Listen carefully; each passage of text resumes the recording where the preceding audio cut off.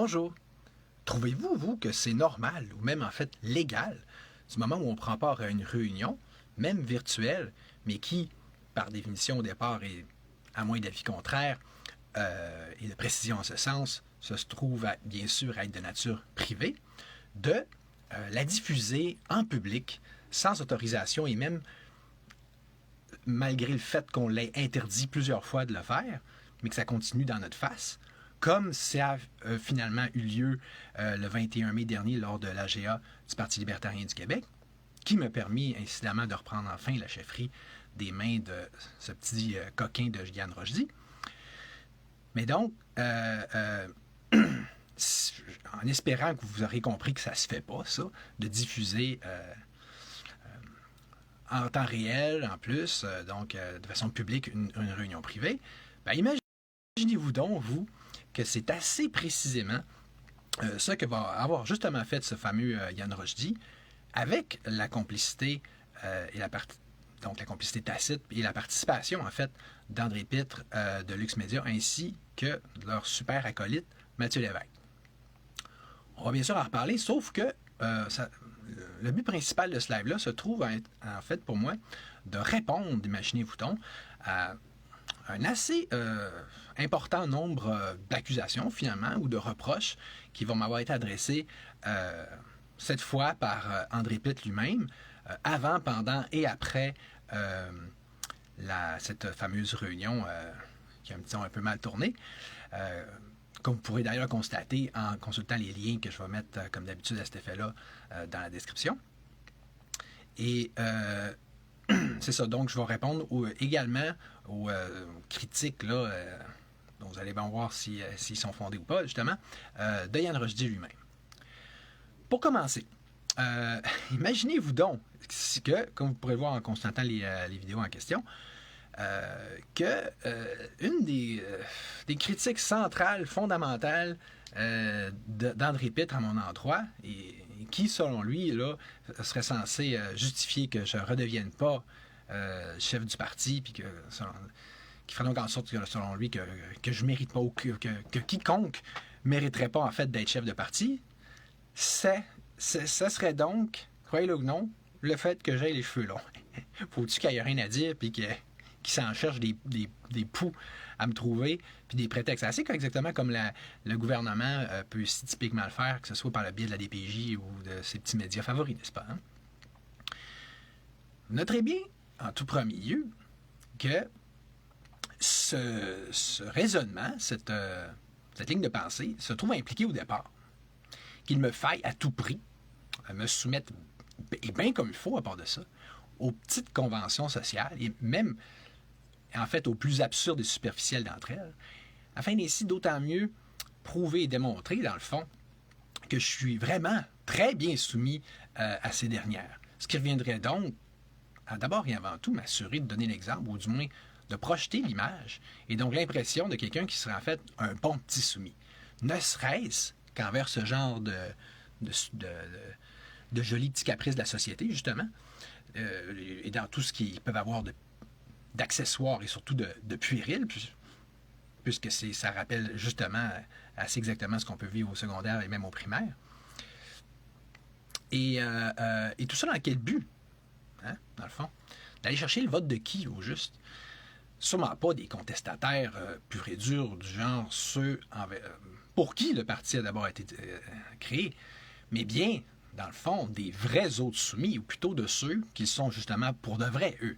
Puisqu'on s'entend-tu que les vrais insoumis, eux autres, ben, ils sont tous censés s'en foutre, par définition, au même titre que n'importe quel citoyen d'une société libérale en partant anyway, tant qu'à ça, de la longueur de tes cheveux ou d'un autre, ou de telle ou telle autre partie de ton corps, tant qu'à ça, hein, Karine Charpentier.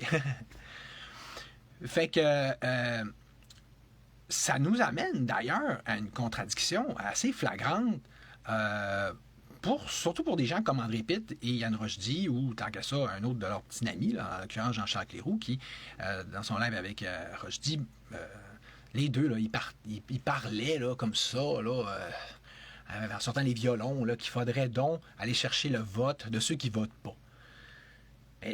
c'est drôle de dire qu'il faudrait donc courtiser ceux qui votent pas et qui donc ne veulent rien savoir de ce système-là, mais tout en se pliant aux petites dictates, puis aux dictates, puis aux petites, habitudes, là, à la petite mode de ceux qui sont coulés bien raides dans le moule de ce système-là, à commencer par les politiciens eux-mêmes. T'sais. Anyway. De toute façon, justement, si quelqu'un a l'intelligence, et même et la stratégie d'ailleurs, de voir les choses comme eux, puis de se dire on va se couper les cheveux. Quand tu dis que même les Hells Angels, ils ont suivi ce genre de cheminement-là dans les années, je pense, 90-2000. Ils sont avec Walter Stanek qui leur a dit allez donc vous faire couper les cheveux, ça, les pouilleux, c'est comme ça, ça va mieux passer. Fait que tu sais, je dis pas que c'est pas intelligent. Même et notamment au sein des libertariens, comme on le voit par exemple avec quelqu'un que j'aime beaucoup, là, juste parce que je le dis parce que je le connais plus un petit peu. Je parle donc de Drake Elliott en Ontario, avec lequel je vais probablement faire un live prochainement pour fêter tout ça, cette reprise de pouvoir. Mais que lui, tu vois, justement, comme les libertariens, plusieurs des leaders du Parti libertarien américain, exemple, vont avoir les cheveux courts, tout, pour mieux passer. Ouais, c'est correct. Sauf, pourquoi pas, tu sais. Mais sauf qu'avec le genre de commentaire qu'André Pitt a pu faire, on peut voir qu'on parle bel et bien d'une norme. Et en fait, il se trouve à introduire, dans le fond, une nouvelle norme, même et notamment au sein des antisystèmes, supposément, du moins. Moi, j'en suis un pour vrai. Lui, pas sûr, pas tout, avec ce genre de commentaires d'abord. Et qui reviendrait donc à dire faut pas.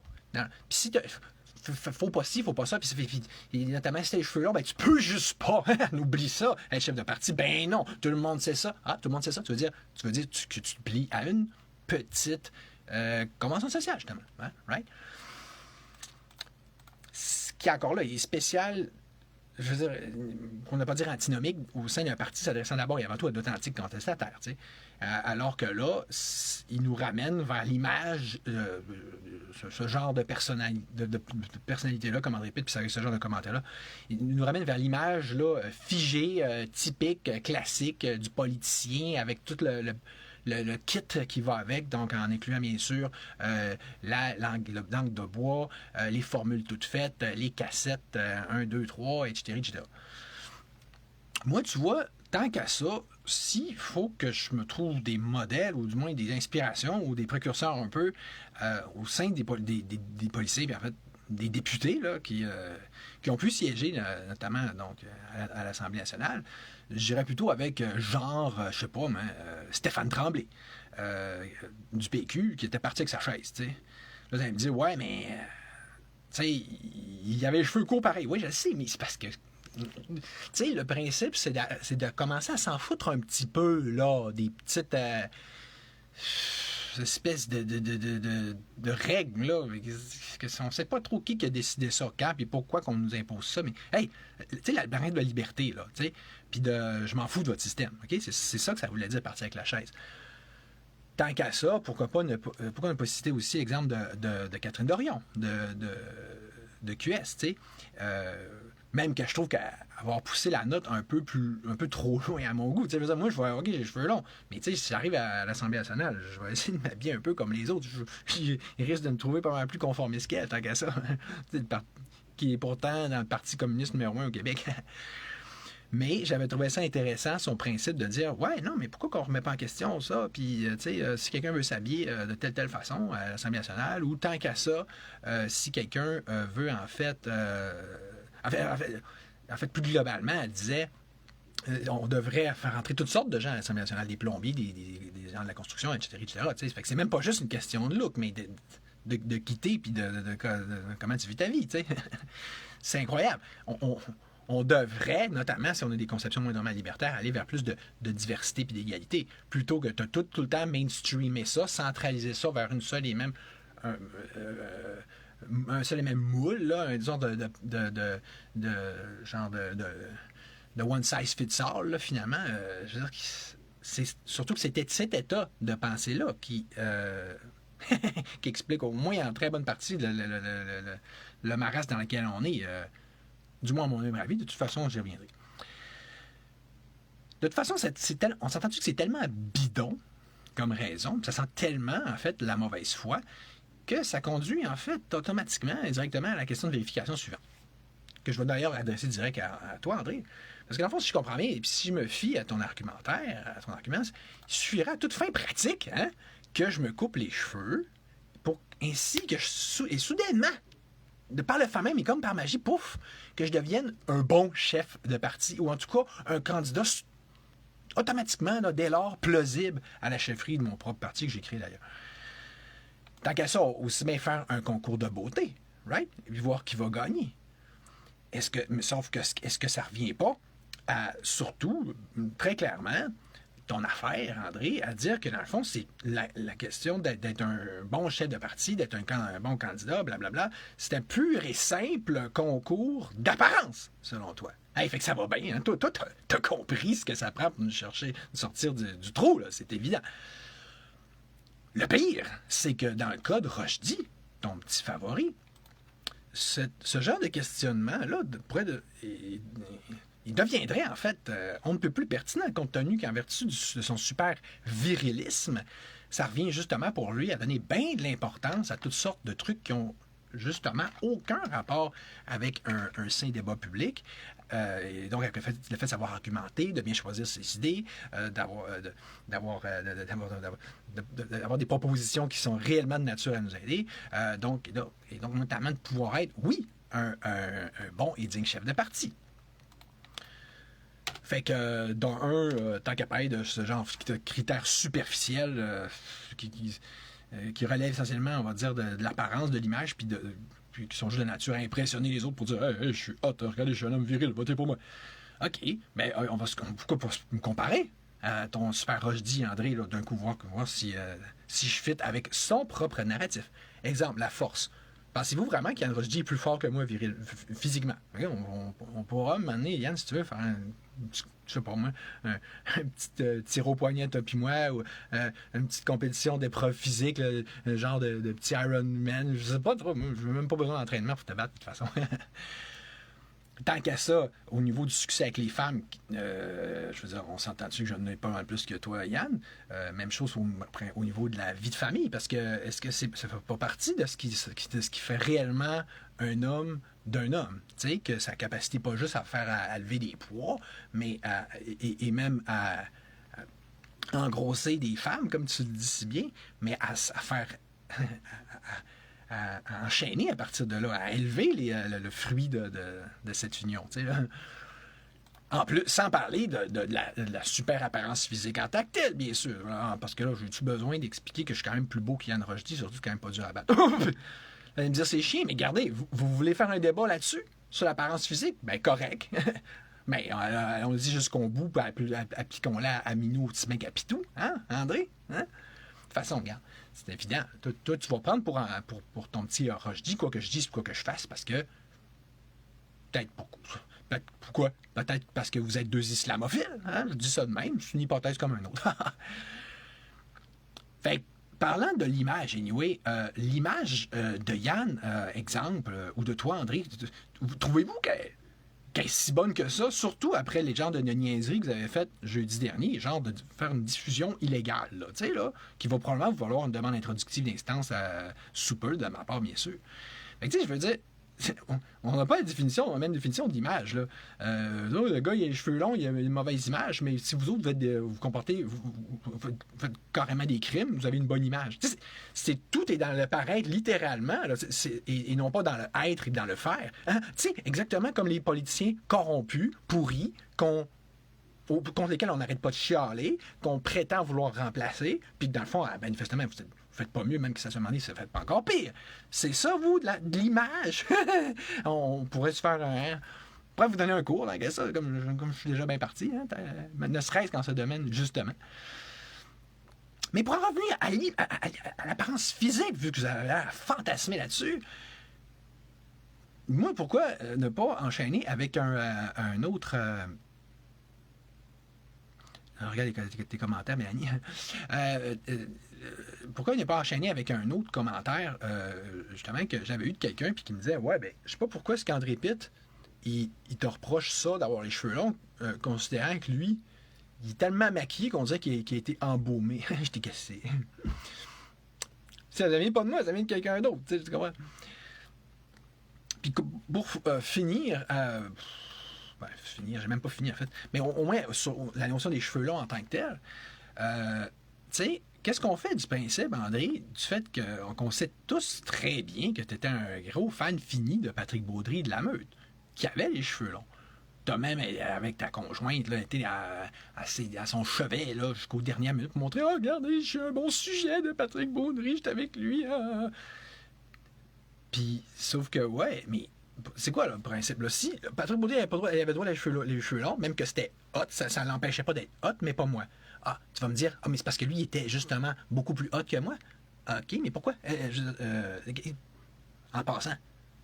Surtout, on parle pas de la même chose, mais peut-être que c'est justement à cause de ça que tu te dis, politique égale pas de cheveux longs. Puis vu que la Meute, c'est une organisation, on va dire, essentiellement apolitique, ou disons du moins transpartisane, ben là, dans le fond, tu sais, là, c'est sky is the limit, tout le monde fait ce qu'on veut, mais là, du moment que tu switches dans l'arène politique, là, il faudrait se conformer dans un moule, faire comme tous les autres politiciens qui font que le système ne fonctionne pas. C'est vraiment logique, c'est sûr. C'est comme ça qu'on va s'en sortir. Ben oui, André, toi, t'es un vrai libertarien, t'es un vrai anti-système, c'est évident, on le voit à ce moment.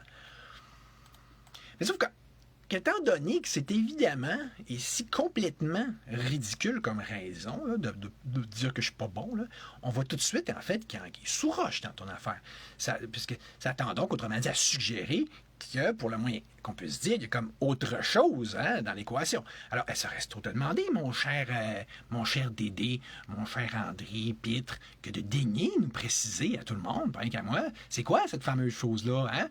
Autrement dit, amène-les, tes arguments, mon petit homme, puis explique-moi donc pourquoi je suis pas bon, hein? Parce que clairement, je suis pas bon. Je suis comme une sorte de caca pour toi. Explique-moi pourquoi. Ben, avec des vraies raisons, pas des raisons stupides qui valent rien comme ça.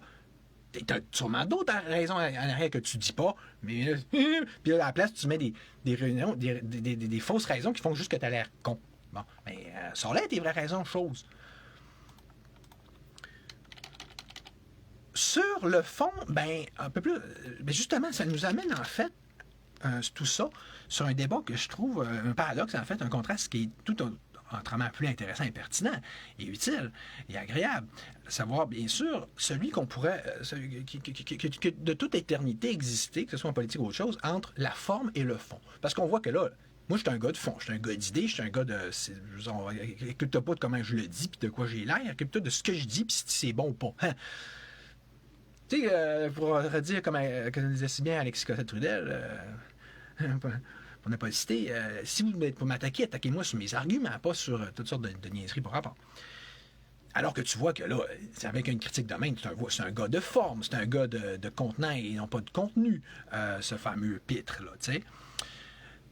Mais, justement, il se trouve que ce paradoxe-là va rejoindre directement mon premier livre politique, le plus important que j'ai fait, qui est celui que j'ai intitulé La faillite de la démocratie, mais que j'aurais tout aussi bien pu auquel j'aurais tout aussi bien pu donner le nom du gouvernement par les sages. Parce que ça revient un peu à... Je veux dire, si le problème, le gouvernement par les sages serait la solution, vous comprenez? Fait que, tu sais, puis rappelons que dans le fond, dans ce livre-là, je me trouve essentiellement basé sur les arguments de Platon, en l'occurrence ceux qu'il a développés dans La République, et donc Res Publica, la chose publique, son ouvrage politique principal, où est-ce qu'il se trouve à définir essentiellement le gouvernement idéal comme étant celui qui serait fait par le roi philosophe. Fait que, mais que c'est ce que je traduis en langage moderne par gouvernement par les sages. Tu sais, c'est roi, philosophe, on aime mieux... de toute façon, c'était une expression, c'était une façon de parler parce qu'il parlait plus d'aristocratie, gouvernement par les meilleurs, au sens original. Là. Mais non, on s'entend, ça revient donc un petit peu au principe de la méritocratie. Le principe étant que ce soit les plus compétents qui soient amenés à régner, à décider, à gérer. Tu sais. La preuve que, donc, autant ce genre de formule-là, si on veut, ça s'intéresse au fond des hommes, ben autant puis que la démocratie, inversement, ça tend à porter plus justement sur la forme, sur l'apparence, sur le contenant, l'image, bien, je résumerai ça en vous disant que l'un des effets de base de la démocratie, vous lirez le livre, je remettrai le lien dans la description bien gratis de même si vous pouvez m'envoyer des contributions. Vous avez bien le droit aussi. On est dans un pays libre. Ben c'est ça, en démocratie, on va dire, ben je résumerais ça en disant que la compétence tend à céder le pas, à tout le mieux d'ailleurs, au charisme. Puisque ce qui compte en démocratie, c'est pas d'avoir les meilleures idées, en partant. Vous voyez, je commence à expliquer pourquoi que ça ne fonctionne pas en démocratie, mais c'est d'être justement populaire.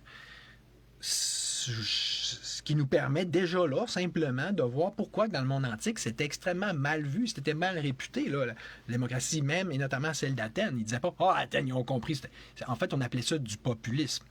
OK? Puis les philosophes athéniens étaient les premiers. En tout cas, je ne dis pas qu'ils critiquaient tous la démocratie, mais c'est parmi les philosophes athéniens qu'on a les meilleurs critiques de la démocratie parce qu'ils la vivaient.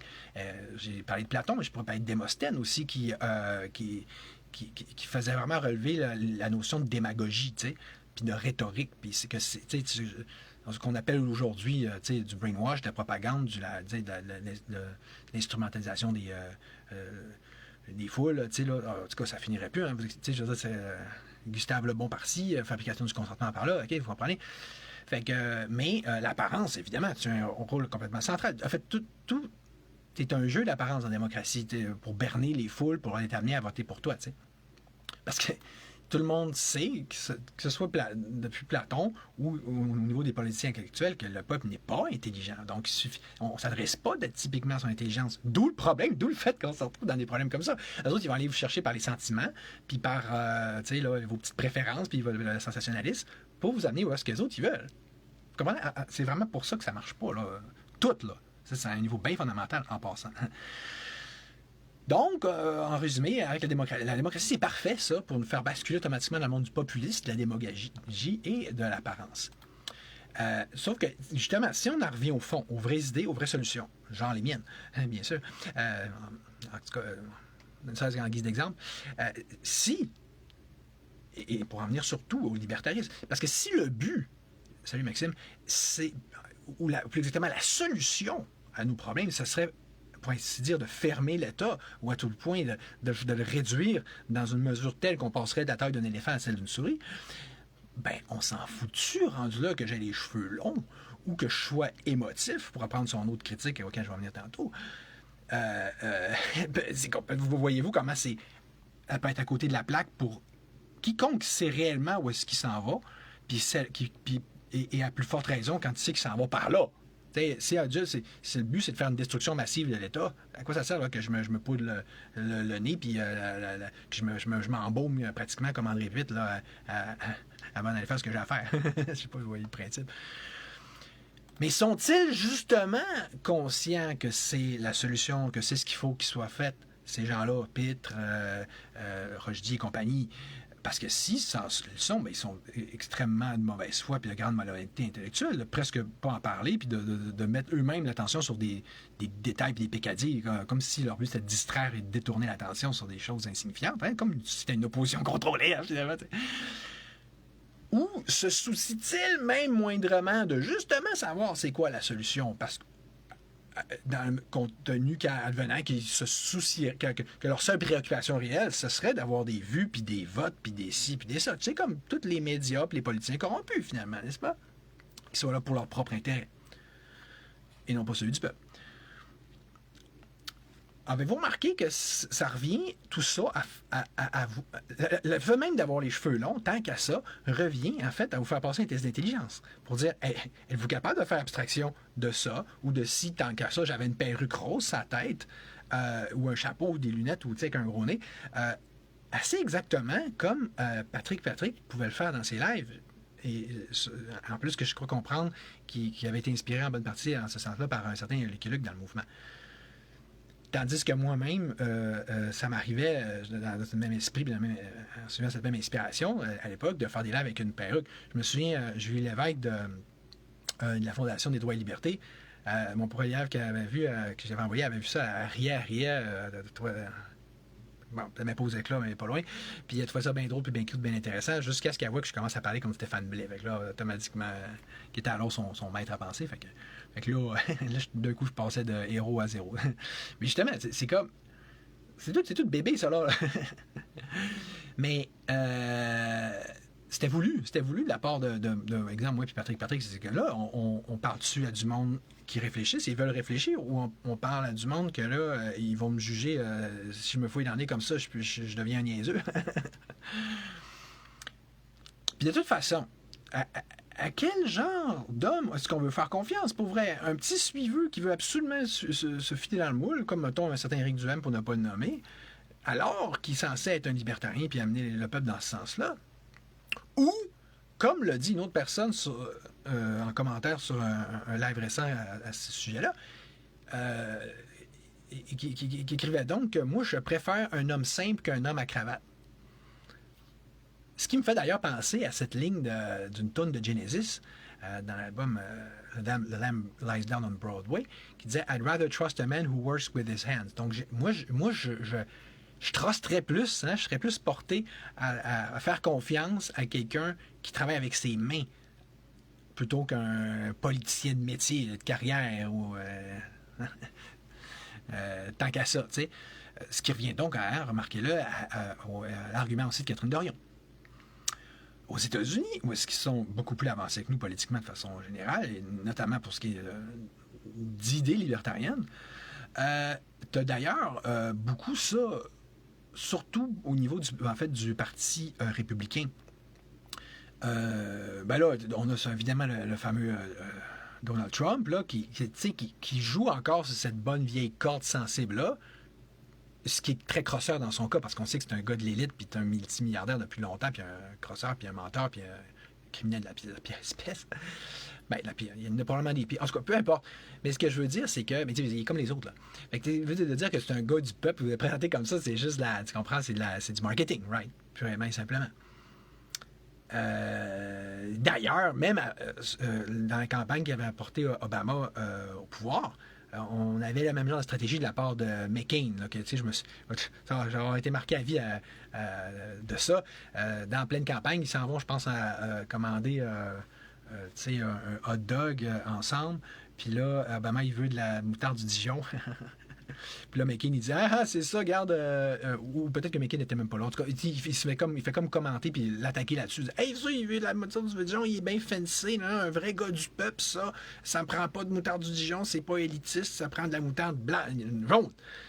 Fait que c'est complètement encore là absurde, c'est encore c'est futile, c'est des niaiseries, c'est de mettre attention à des endroits qu'on devrait même pas passer plus qu'une seconde. On devrait même pas penser à ça, tu sais.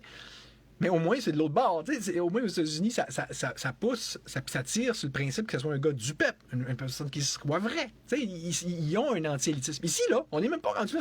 Faut avoir l'air d'une élite, faut avoir l'air d'un corrompu, faut avoir l'air d'un visage à deux faces, faut avoir l'air d'un crosseur. Ben oui, on aime ça au Québec. On est conditionné comme jamais vu ça. Ne sois pas trop émotif, Charles-Olivier. Tu vas te faire reprocher ça par André Bette, comme on va le voir tantôt. Autrement dit, c'est une affaire que ça nous révèle assez clairement, merci, tout ça, hein?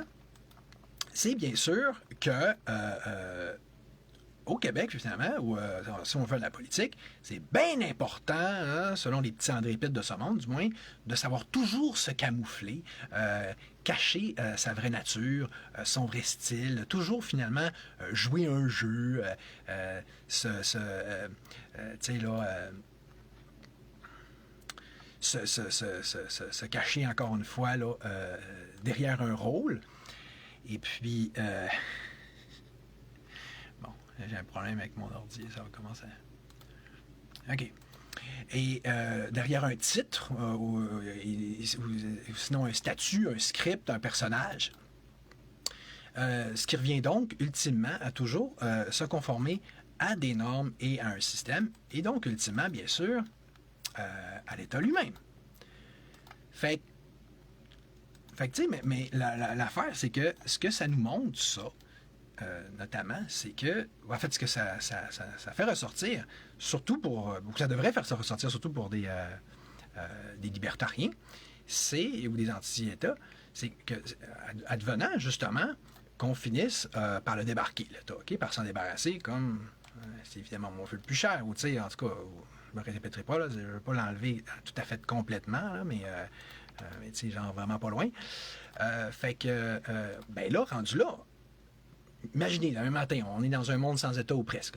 Mais on fait quoi avec cette histoire de cheveux longs? Je ne sais pas si vous voyez à quel point que ça aurait l'air, puis ça deviendrait en fait complètement ridicule là, du jour au lendemain. C'est comme cette espèce tu sais, se conformisme envers une centralisation des idées puis des modèles, tu sais, parce que c'est ça qui sous-tend l'étatisme, tu comprends?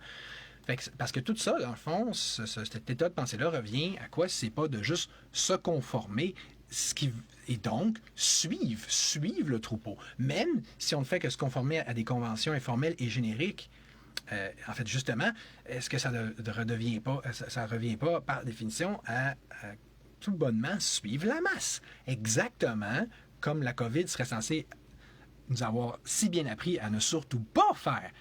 En temps de la COVID, c'était donc pas important de suivre la masse, au niveau du vaccin, du masque, de ci pis ça. Ben là, tout d'un coup, on reprend nos bonnes vieilles habitudes. Ben là, il fallait être vrai, il fallait être pensé par soi-même, il fallait se foutre de l'État et de ce que peut nous dire Pierre Jean-Jacques. Mais là, pour mieux aussitôt recommencer à faire le con, sitôt que l'urgence est passée. Voyons. De toute façon, un sage, pour reprendre cette expression-là, OK, puis je veux dire, parce que faut de mieux. Ce que je veux dire par un sage, c'est quoi? C'est c'est quelqu'un qui est en avance sur les autres, OK? Puis qui est là pour les bonnes intentions. Bon. Fait que, on s'entend-tu que la job d'un vrai sage, est-ce que c'est vraiment de suivre ou pas, ou plutôt de leader, et donc d'être un authentique leader, justement? Surtout que rappelons que, selon Platon lui-même, le philosophe devrait être roi et le roi est philosophe. Donc, en termes plus modernes, le sage devrait leader et le leader devrait être un sage. Donc, si justement quelqu'un, appelez-le comme vous voulez, là, mais tu sais, qui est en avance sur les autres à plein de niveaux, puis qui est dans une posture de bienveillance, mais si c'est une personne humaine, c'est fait pour leader, on ne devrait pas s'attendre à ce qu'il commence, ce sage-là, finalement, à se soucier de son image. Et donc, est-ce qu'il pourrait bien lui falloir faire pour plaire au peuple? On s'entend-tu que sa vrai job, à ce vrai leader-là, ce serait plutôt de dire ce qu'il faut qu'il soit dit, puis de proposer de faire ce qui devrait justement être fait, non? Alors, si les gens sont juste pas assez intelligents pour comprendre ça, ben c'est justement là qu'est le problème, tiens donc. Fait que à partir de là, il suffirait surtout de précisément leur faire comprendre ça, n'est-ce pas?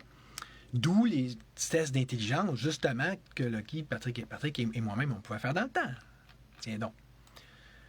Enfin, pour terminer cette section, parce que là, en date, j'ai juste parlé essentiellement de cheveux longs, c'est bien ça pire. Mais tu sais, on s'entend que il y a bien plus, comme on peut voir, dans une histoire de cheveux longs que les cheveux longs eux-mêmes.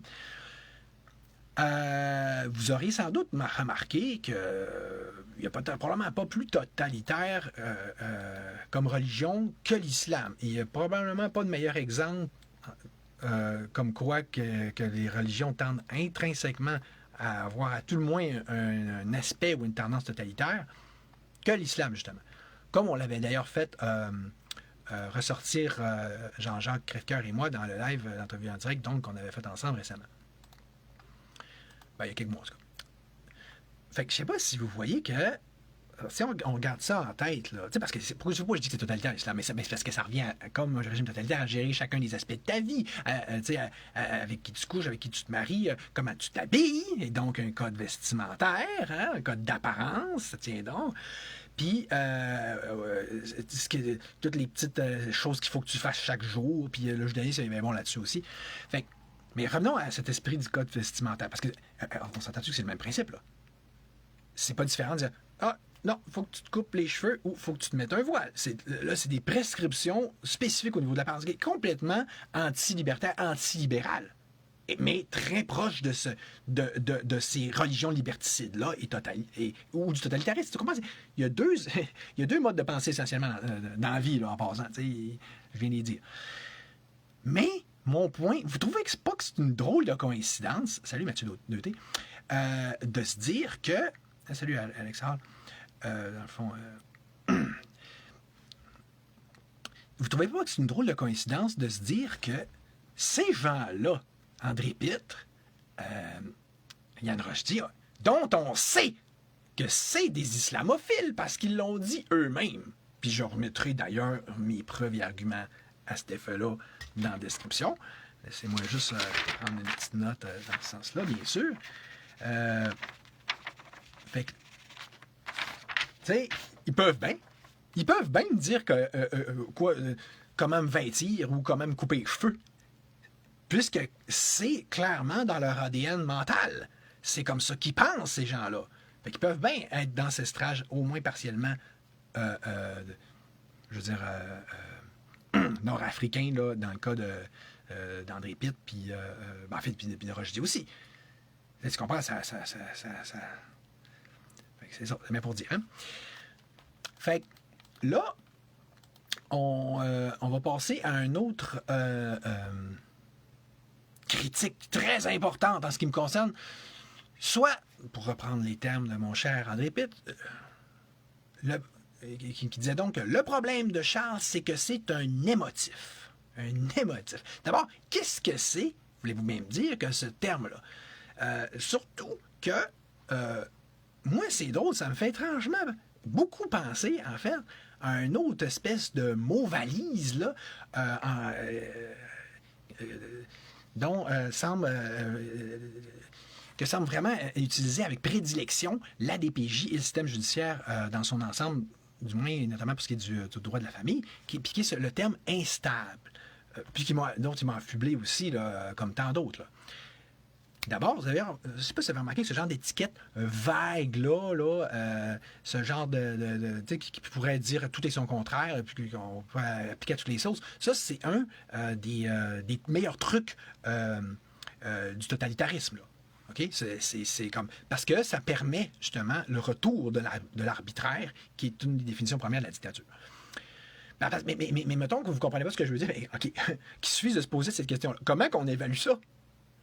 Est-ce que la personne est instable ou est-ce qu'il est émotif? D'abord, ça sort de quel grimoire? Là? Sûrement pas du DSM 4 ou 5, je les connais pas mal par cœur pour avoir étudié là-dedans, moi. Mais justement, tu comprends?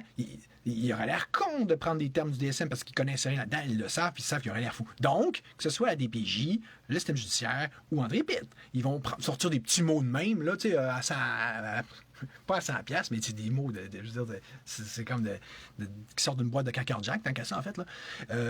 Oui, c'était un émotif. Okay. Mais encore, je veux dire, explique-moi ça, qu'est-ce que tu veux dire par là?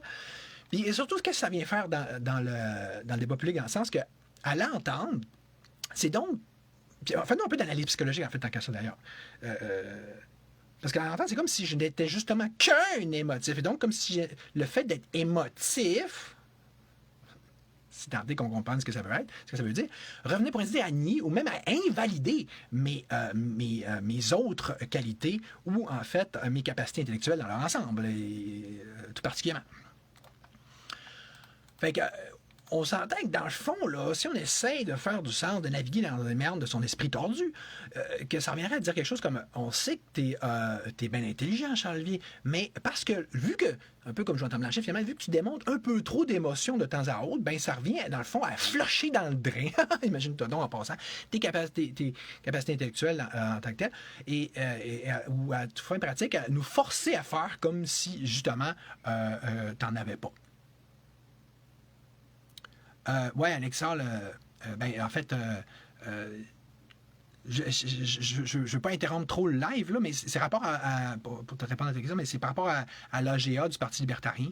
Mais tous les liens vont être dans la description. Là, dans le fond, je réponds aux critiques que m'ont fait André Pitt et Yann Rochdy. En fait, pour revenir à ce que je disais, l'émotion, hein? Si on comprend bien là, où est-ce qu'ils veulent en venir, là, ces grands sages, ça serait comme vraiment très mal. Hein? C'est caca, c'est pas bon, c'est mauvais. C'est l'émotion. Tous aux abris, il y a eu une lampe de début d'émotion. Ça n'aurait donc pas sa place dans la société ou à tout le moins dans le débat public. On s'entend, n'est-ce pas? C'est ça le principe. Alors, si je résume ce super édifice de pensée, mental égale bon et émotion égale mal, right? C'est blanc et noir, c'est comme ça. Fait que, faut avouer que déjà, c'est quand même bon à savoir, hein, que ça fasse donc partie des nouvelles règles du jeu, là, ça, ce petit système mental-là. Mais même et surtout que ça revient, en fait, littéralement, au contraire même de ce que j'avais moi-même précisément et précédemment tenté d'amener de par un certain vidéo, un certain live, bien sûr, où que je faisais justement la thèse contraire, quoi. Soit que l'émotion, dans toutes ses déclinaisons, avait non seulement son utilité, mais sa place dans la société et au niveau politique, et même plus que jamais tant qu'à ça.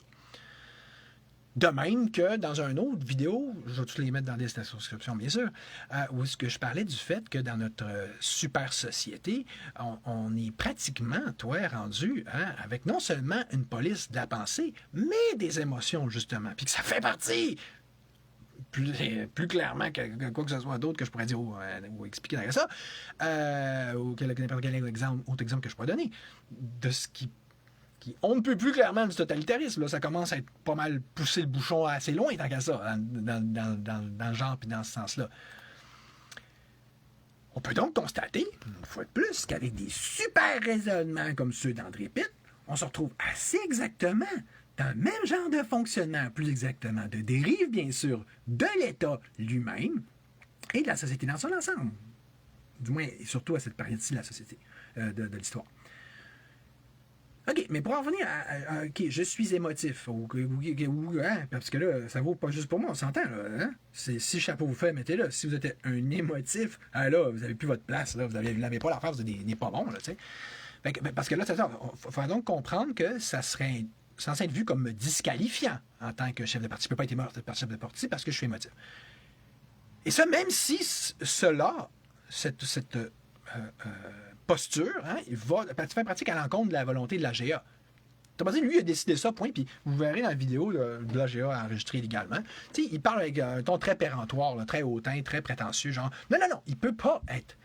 Moi, j'ai compris ça, André Pitt, parce que je suis tellement hot, ben oui, j'ai ma petite tribune, là, où je dis mes petites niaiseries, mais j'ai dit à plein de gens, donc je suis populaire, donc je suis bon. C'est comme ça qu'ils pensent puis que vous pensez d'abord. Parce que vous soutenez de votre attention puis de votre argent des gens de même. C'est ça. Pas d'où qui part le problème. Fait que, tu sais, qu'il explique ça. Ben non, il peut pas être chef, il a les cheveux longs. Tu sais, genre, c'est pas ça que le système attend de nous ou ça à quoi on est habitué. Donc, on ne faut pas vraiment le faire.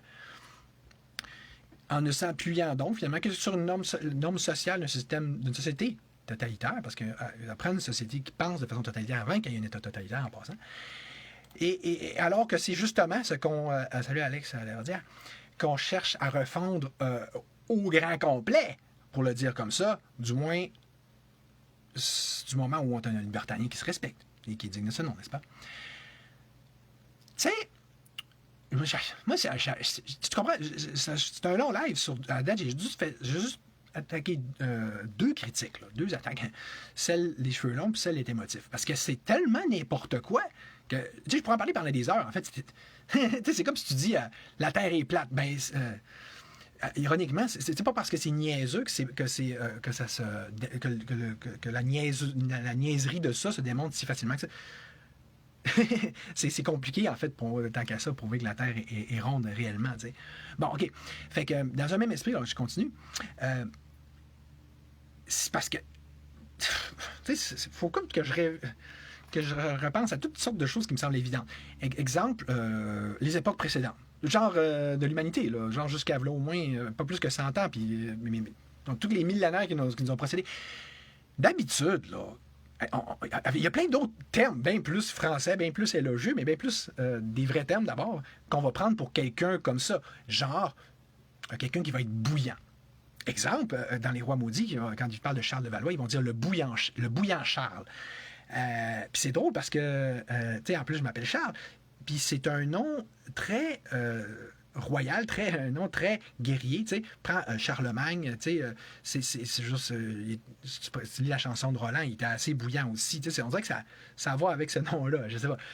Mais Mais prenons, tant qu'à ça, dans quelle partie, un ensemble de synonymes du terme bouillant que j'ai justement demandé à l'intelligence artificielle ce matin. Et écoutez ça un peu, comment que ça peut être tout aussi bien, tout autrement plus beau et en fait élogieux. Du genre ardent, fougueux, passionné, impétueux, véhément, exalté, volcanique ou bouillonnant.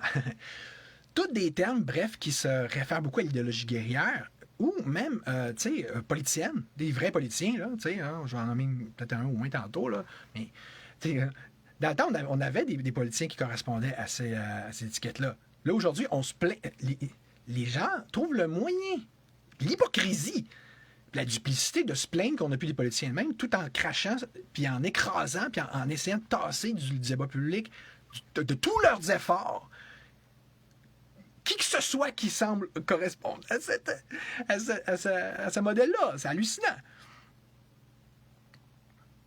José Néron Quesnel dit « T'as pas le droit d'avoir des beaux yeux bruns pâles. » Elle est bonne. Fait que, tu sais, vous voyez le genre. Fait qu'aujourd'hui, tu sais, puis il y a combien d'artistes aussi qui auraient pu fitter avec ce genre de beaux épithètes prestigieux, ce genre de qualificatif. Mais là, aujourd'hui, non. Tout ça, ça prend le bord, on flush ça dans le bol parce qu'on va dire « Ah non, c'est parce que t'as pas compris, il est émotif. » Et parmi les autres, ce qu'il faudrait également comprendre, on s'entend, c'est genre, attachez-le, fermez-le, internez-le quelqu'un, appelez le gouvernement, et rédigez-moi un P38 pour le faire arrêter par la police, sous prétexte qu'il serait soi-disant, tant qu'à ça, un danger pour lui-même et pour autrui. Vous donc jusqu'au fond de ta pensée, mon petit totalitaire de petit pit d'entrée-pit. Fait que c'est ça. Fait que, tu sais, on s'entend. De me dire que j'étais émotif, c'était un épithète négatif. Tout le monde, on a bien compris la petite manœuvre sémantique. Là. Donc, c'est un terme péjoratif, réducteur, qui s'en vient à me diminuer, à une tentative de me réduire, justement, de me saloper mon image au niveau auprès du public. Fait que ça devient comme une sorte de... Puis, en se faisant, ça revient à présenter le fait d'avoir un petit côté un peu plus impétueux comme étant, dans le fond, pathétique, comme étant une sorte de handicap. Tu sais, ça sent l'asile, ça sent la maladie mentale, mais en même temps, en passant par un diagnostic qui ne dit pas son nom, comme quand on parle d'instable. Je rappelle, c'est là qu'on voit comment qu'ils peuvent... non seulement qu'ils peuvent être friands de ces termes-là, mais pourquoi qu'ils le sont. C'est comme des petits trucs qui se donnent dans les totalitaires entre eux pour dire, tu sais, il n'est pas comme les autres, hein? Il ne fit pas dans le moule. Donc, vu qu'il dérange, il doit être dérangé. Hein? Je vous ressortirai l'excellente vidéo encore sur le P38 parce que c'est directement relié à ce que je viens de dire. Là. Je pense que ça doit faire 10 fois que je le repartage, mais je pense que je ne pourrais pas trop le repartager. Hein. Bref, tous ceux, en fait, que ce soit pas juste moi ou Jean-François Blanchet, mais n'importe qui, dans le fond, surtout parmi les politiciens, qui démontrent un peu, un tant soit peu, ne serait-ce qu'un minimum d'énergie, de vigueur, bien là, il faudrait, en fait, non seulement voir ça comme de la force, puis ne serait-ce qu'une force de caractère, puis aussi de vérité intérieure, de dire hey, on est insurgé, pourquoi? Parce que là, on est drette. La colère, au niveau psychologique, va avec le sens de la moralité.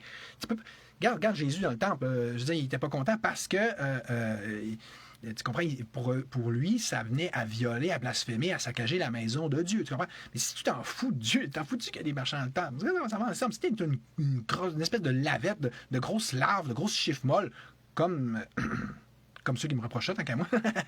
C'est ça, des mous, là, tu sais, ben oui, hein, tu sais, comme si bien Yann Roche dit, moi, je suis très flexible. Normal, t'en as pas d'idée, t'as pas aucun moral backbone. Je ne dirais pas ce que t'es. Je vais essayer de me sauver des problèmes. Mais tu sais, en fait, c'est là qu'on voit, salut tactique, que on va aller encore plus dans la psychologie, puis d'ailleurs, je vais vous remettre le lien de mon livre, c'est à CNV. C'est un livre approfondi, comme vous pouvez voir. Vous allez voir là-dedans les parties où est-ce que je parle de la colère, OK? En plus de mon live sur la colère. Vous allez voir, c'est il n'y a rien de plus sain que la colère dans la vie. C'est une réaction émotive, oui, mais naturelle. Pourquoi qu'on l'a... Ah, le bon Dieu s'est trompé. Il a mis cette émotion-là dans le package deal humain de base, là, parce que c'est 5 émotions de base. C'était la peur, la joie, la colère, tu en as 2 autres, je me souviens plus c'est quand. Mais tu sais, je veux dire, c'est le dégoût. Puis, fait que tu sais... mais elle est là, mais elle n'est pas bonne. Tu sais, c'est ridicule. Voyons, je pense que le bon Dieu, c'est ce qu'il fait. Mais de toute façon, au niveau psychologique, là... Il y a toute une branche, surtout au niveau de la psychologie humaniste, qui est spécialisée dans le fait de dire ben oui, non, la colère, c'est notre protectrice. Tu comprends? C'est notre breaker qui nous dit qu'il y a quelque chose qui ne va pas dans le système électrique. D'ailleurs, ça me fait penser à un post que j'avais fait, là, je vais essayer de vous le remettre, là, celui du chat, là, mais en fait, du chat qui dit je n'aurais pas à gérer ma colère si vous n'aviez pas à gérer votre stupidité. Tu sais, on s'entend-tu que déjà que Freud disait dans une société névrosée, c'est le Saint-Esprit qui passe pour marginal. Tu comprends? Dans une société totalitaire, si tu es Saint-Esprit, si tu es libertarien, si tu es libéral, simplement, si tu es juste normal, si tu es juste. T'aimes un petit peu la liberté. Mais tu vas être constamment choqué, mon gars, puis tu vas avoir raison de le faire. D'ailleurs, si t'es pas choqué, il y a un petit problème avec toi, là. T'es pas censé te mouler aussi pourri, aussi.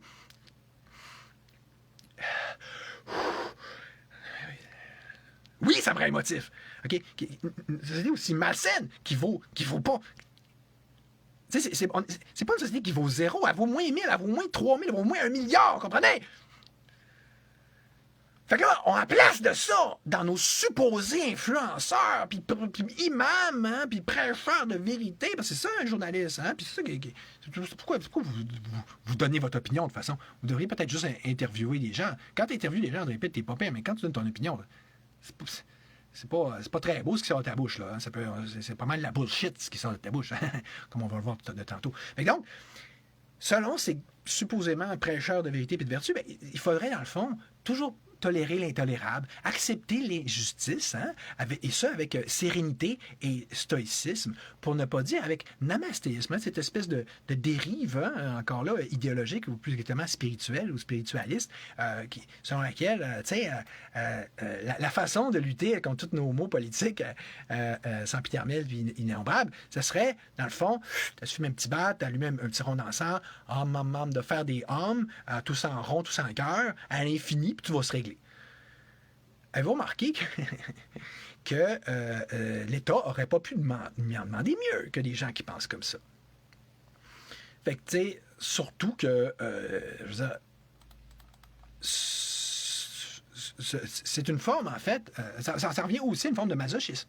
De dire, ah ben oui, l'État, il nous violente, il nous opprime, mais on aime ça, on aime ça. Ah, OK, fait que si t'es maso, ben, t'as tout ce qu'il faut pour vivre dans cette société-là. Si tu l'es pas, ben il te manque quelque chose. Moi, je dirais plutôt, écoute, si t'es maso dans ta chambre de coucher, ça te regarde. Mais si t'es maso au niveau public, au niveau sociétal, par rapport à la violence, aux criminels de l'État, ça va pas bien.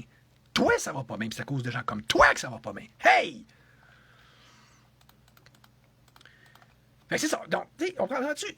La thématique est très claire, très simple, que ce soit au niveau de ce qui nous peut nous être prescrit par l'État, par les médias étatiques, ou par les autres médias étatiques, supposément, puis qui font encore de pas l'être, mais qui pensent pareil, puis qui osent se faire présenter comme des vrais, comme André Pitt puis X-Media, et que dans le fond, ça se résume à quoi? Hein? Leur super philosophie, c'est pas de dire que, alors même que l'État fait constamment et littéralement tout ce qu'il peut pour nous provoquer, c'est exactement comme si, justement, il cherchait justement à nous pogner la main dans le sac, là, hein, de par ce petit jeu-là là, qui maîtrise si bien. Là. Ah, tu réagis, donc tu as un problème. Ben c'est ça. Faudrait juste encore et plus continuer à jouer à ce jeu-là. À la fin, on n'aura plus aucune émotion, on va être complètement insensibilisé, on est insensible à tout. Bravo! C'est ça ton point, André Pitt.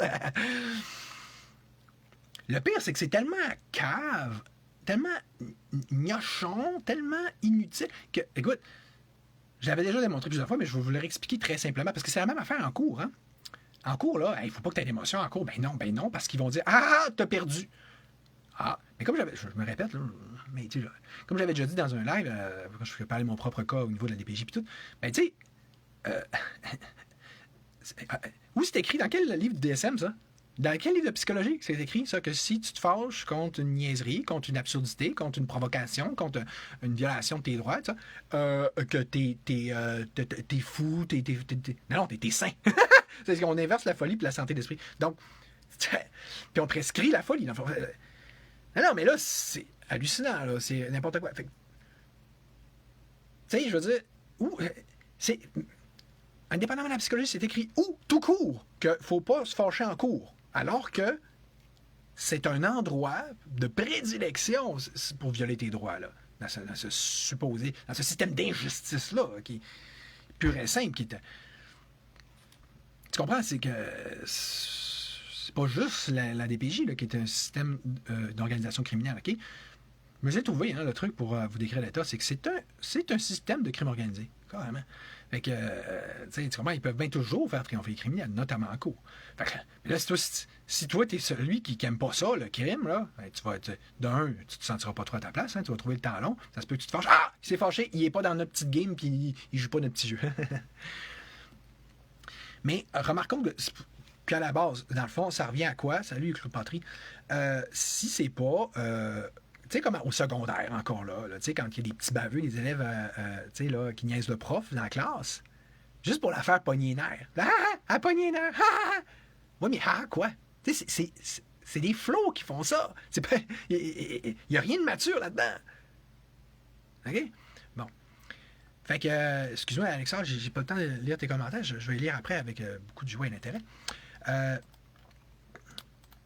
Fait que, tu sais, en résumé, il faudrait donc, selon André Pitt, la société, l'État, etc., se borner à dire « Ceci est inacceptable et inadmissible. C'est intolérable. D'ailleurs, je ne le tolère aucunement. Je le tolère tellement pas. Ça paraît tellement que je le tolère pas. Ah, je suis fâché, c'est la fin du monde. Le les violons. » Quand on est vraiment fâché, là, il faudrait le dire ultimement, dans le fond, avec une forme ou une autre d'insensibilité, ou, en d'autres termes, avec le flegme le plus complet, ou si vous préférez, avec le flegme anglais, et donc avec la propriété, alors même que c'est la propriété même des Gaulois, pour ainsi dire, et plus globalement des peuples latins, que d'avoir, bien sûr, le sang chaud. Alors que c'est les Anglais qu'on décrit d'habitude comme étant flegmatiques. Fait que, tant qu'à ça, c'est comme s'il fallait se mouler aussi parfaitement possible au moule de nos conquérants et donc de nos agresseurs anglais. Hey, c'est génial, hein? Pareil comme principe, fallait y penser, Pitt. Au fait, Falardeau était-il émotif? Pour continuer sur la notion de la souveraineté. Ah, mais là, André Pitt, tu vas me dire, c'est correct parce que c'était Falardeau. Ah, à cette époque-là, on pouvait être bouillant, on pouvait être impétueux. Mais là, il y a eu une date, là, une année, puis il faut être rendu des soumis. puis des jouisseurs de masochistes de la violence étatique. puis c'est comme ça qu'on va s'en sortir. Ça, c'est bon. Mais pour en revenir à la notion d'affirmation flegmatique, c'est ce que le gouvernement a fait, c'est mal. Il ne faut pas faire ça, c'est pas bien. Je l'ai dit, j'ai fait mon devoir. Comme on peut le voir, il faut avouer que ça montre en effet qu'on peut techniquement exprimer une opinion, et même une opinion, tout ce qui est plus catégorique et implacable, avec somme toute très peu d'émotion. Si, justement, on le souhaite vraiment au départ, ou si on se trouve justement à se le voir imposer cette espèce de nouvelle norme-là, encore là. Par exemple, si je te disais à toi, André Pitre, que je te déteste, que je t'exècre, je te méprise et te considère comme comme faisant partie de la lie de l'humanité, est-ce de l'émotion? Yeah! On dirait que non, n'est-ce pas? Ou est-ce en fait une opinion qui se trouve à être, hélas, désolé, dure en elle-même? Ou, en d'autres termes, une position argumentaire forte. Comme vous pouvez voir, en fait, c'est tellement deux choses différentes. L'implacabilité d'une opinion, on va dire, et l'émotivité en tant que telle, que je peux effectivement en faire deux versions. Une émotive et une pas. Fait que j'aurais pu autrement dit crier ça si j'avais voulu, mais quand je le ferai pas, là, parce que là, c'est vrai que je vais me faire interner. Fait que rendu là, André, c'est sûrement des émotions. Mes émotions que tu me reproches, ou plutôt le fait, avoue donc, que j'ai des positions, moi, qui sont réellement fermes et tranchées, parce que moi, au moins, Je sais ce que je dis. Je sais ce que je veux dire. Je sais pourquoi je le dis. Je sais où c'est que je m'en vais. Et pourquoi je prends la parole en public. Puis pourquoi, moi, je suis influenceur. Plutôt que du monde comme toi qui sont là. Hein? Pourquoi, hein? C'est sûrement pas pour faire avancer le libertarisme. Monsieur qui était tout fier de faire venir Yann Rosdi pour faire la promotion de cette idéologie-là dans son débat, sur sa plateforme, dans son débat contre Jonathan Blanchette dans le temps. Hein? Bon, pour changer de sujet, fait qu'André, dans le fond, tu me disais par ailleurs que moi, Charles-Olivier, il faudrait que je travaille en coulisses. C'est intéressant parce qu'en fond, on s'entend que c'est juste une façon de me dire qu'il faudrait que j'évacue le débat public. En votant, on ne veut pas te voir. Parce qu'en coulisses, pour faire quoi? Tu sais, mettons, il aurait fallu qu'on. Parce qu'il y avait temps qu'on a regardé Yann Rosdi comme chef. Il aurait fallu que je donne mes opinions en public, en coulisses, alors qu'il ne m'écoutait pas, qu'il n'a fait qu'à sa tête, comme le narcissique qui. Que je fasse juste, dans le fond, des super trucs gadgets techniques, comme, je sais pas moi, dans Ménard, qui est excellent dans ces choses-là, puis qui travaille surtout en coulisses, justement, au niveau de démocratie directe. Mais là, lui, il est bon là-dedans. Moi, je suis pas bon là-dedans. Fait que là, si, c'est sûrement pas ça que tu veux dire. Tu veux pas dire que je fasse quelque chose dans lequel je suis pas bon. À moins que de toute façon, tu t'en fous parce que tu veux juste que je prenne la barre puis que je sois tassé de la complosphère, on va dire. Hein? Avoue là. Mais sinon, c'est quoi? Parce que là, tant qu'à ça, si c'est en coulisses, tu ne voudrais pas sûrement non plus que je continue mon travail d'influenceur. Que je fasse des lives comme en ce moment, right? Surtout que celui-là, tu dois pas l'aimer. Fait que dans le fond, tu veux que je m'afferme la gueule, avoue-le. Puis je dis, mais c'est toi qui devrais t'affermer. C'est toi qui devrais sortir, parce que t'es pas bon. Toi! Pas moi, toi. Arrêtez de faire de la projection, vous autres. Surtout que, pour montrer quand même que vous valez rien, puis ça vaut rien ce que vous dites, mais regardez la diffamation que vous avez faite envers moi. Toi, André, plus André Rojdi, elle est fait notamment que j'aurais fait un putsch. Mais là, je vais tout mettre dans la description les vidéos à cet effet-là. La vidéo où est-ce que tu affirmes que j'ai fait un putsch, plus les 2 posts où est-ce que je prouve très facilement que le DGEQ, comme ça, il m'a pris à la chefferie. Donc, comment que ça dit ça, ces genres de circonstances-là, des petits étatistes comme vous, là, qui sont les premiers à dire « Ah, si la DPJ t'a enlevé tes enfants, c'est parce que tu le mérites. » Ah, donc l'État est bon, hein? Avouez que vous l'aimez, l'État, vous y croyez à cet édifice satanique-là. Hein, fait que, quand ils sont pas islamistes, ils sont sataniques. Fait que, dans le fond, c'est ça. Fait que, tu sais, mais que là, vous êtes pognés, là, vous êtes foués, là, parce que là, c'est quoi, la DPJ, elle est super bonne, elle sait ce qu'elle fait, mais le DGEQ, c'est pas ce qu'il fait. Fait que là, si DGEQ a accepté, il a entériné un putsch, il a fait une erreur. Laquelle? C'est-tu trop vous demander? Non, mais là, c'est parce que sinon, vous me diffamez. Hey! Branchez-vous! Dézounez-vous! Clarifiez vos propos! Les petits totos! Ou une chose, c'est vrai, ou elle n'est pas. Ou tu dis ça, ou tu dis pas. Ou t'affermes ta gueule, ou t'affermes pas. Mais tu vois, c'est des larves, ces gens-là. Ils ne valent rien, ils n'ont rien à dire. Et s'ils peuvent diffamer en disant n'importe quoi, ils vont le faire. Au même titre qu'ils vont... André Pitt, c'est incroyable. J'ai jamais vu, je pense, un média, parce que c'est ça que t'es, autant prendre parti, autant s'ingérer, eux qui se plaignent de l'ingérence étrangère, ils font de l'ingérence domestique, c'est pas le fun à la place, autant se mouiller dans une campagne, c'est comme une sorte de mini-campagne à chefferie, là, oui, c'est ça, grâce à vous, c'est ça que ça va avoir été, autant se peinturer dans un coin, là, autant vraiment se garrocher au complet, se jeter mettre tous ces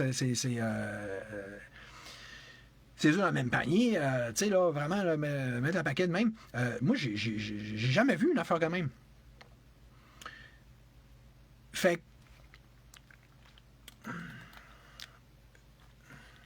que là, dans le fond, c'est ça. Puis ça, c'est en plus, comme je te dis, qu'est-ce qui me fait dire ça? Pour commencer, justement, il y a cette affaire-là de me traiter d'émotif, puis de cheveux longs, là, durant la GA. Préalablement à ça, de m'accuser de putsch. Je veux dire... Puis, tu sais, aussi, quand je parle d'espèce de campagne de salissage qui va être faite au préalable, à un moment donné, je ne sais pas si tu te souviens de ça, André, hein, tu m'as dit, en fait, on verra dans les vidéos que je vais mettre dans la description, mais tu as dit, dans le fond, que ça serait une catastrophe si je reviens à la chefferie. OK, ben encore là, c'est trop de demander pourquoi. Tu veux dire, qu'est-ce que tu veux dire par là? Dans quel sens, là, tu sais, hein? Fait que... ben, puis pour en revenir, puis vous voulez tellement, vous êtes tellement prêt à tout pour me présenter comme un espèce de démon, puis dire Yann Rochdy, le gentil, le vrai chef, tout ça. Écoutez, vous êtes allé jusqu'à prétendre, pendant plusieurs jours, là, jusqu'à lundi dernier, que c'était encore Rochdy qui était chef de parti. Ouais, le lien que je vais mettre dans la description. Et ce qui va être revenu à ni plus ni moins qu'une fausse nouvelle, à des informations pure et simple, et donc du plus bas étage qui soit. Assez exactement, André, comme ce que tu reportes aux médias de masse, sauf que j'ai jamais vu une affaire de même de médias de masse, là. Tu sais, là, c'est ça pour toi être un média alternatif, c'est d'être encore pire qu'eux autres, d'encore plus se foutre d'avoir d'un quelconque code déontologique du journaliste ou d'une quelconque forme de professionnalisme. En plus que dans votre hargne, votre acharnement, vous allez être allé jusqu'à crasher la GA, mais dans tous les sens du terme. Crasher, on s'entend en anglais, ça veut dire, en fond, devenir comme un cheveu sur la soupe quand t'es pas bienvenu, hein? Parce que on s'entend que, tu sais, écoute, c'est quoi qui s'est passé là dans les jours précédents cette GA-là? Yann, dans son grand n'importe quoi habituel, il a dit on veut faire rentrer des membres dans le parti. Il a tout fait. C'est juste parce qu'il n'est pas populaire puis qu'il l'a pas puis tout le monde se fout de lui. Mais il aurait pu faire rentrer, si le monde avait embarqué dans son jeu, un dégât de faux membres, finalement, de membres de dernière minute qui auraient été en fait des membres du Roche 10, si une telle chose avait existé tant que ça. Moi, d'ailleurs, voyant ça, j'ai dit, OK, je vais faire la même chose. Sauf que moi, j'ai fait rentrer des vrais membres à la place, puis je les ai fait rentrer pas mal plus. Puis ils sont présentés, eux autres, à la GA, t'sais. Parce qu'eux autres, c'est ça, quand tu es un vrai politicien, finalement, qui est là pour les bonnes raisons, puis que les gens le savent, puis ils le sentent. Mais Yann, il a quand même réussi à faire rentrer deux